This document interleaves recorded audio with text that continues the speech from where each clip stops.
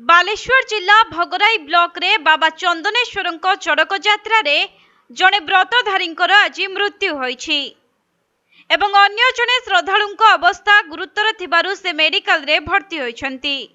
तेबे मृत महिला बयस 40 वर्ष हेबो बोली जणा पड़िछि।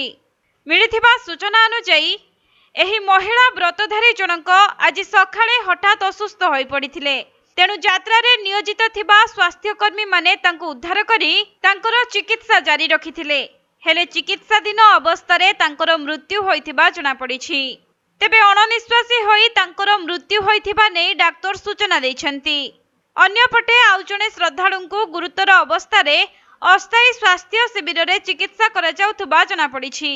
तेबे चंदनेश्वर महादेवंक चड़क यात्रा रे लक्षाधिक भक्त मानकर समागम होइथाय एवं आज बाबांकर शेष अर्घ्य थिबारु बहु दूर दूरांतरु भक्त मानकर भिड़ जमिछि। आउ एहारी मध्यरे जने महिला भक्तंकर मृत्यु हेबारु स्थानीय अंचल रे दुखर छाया खेली जाइछि।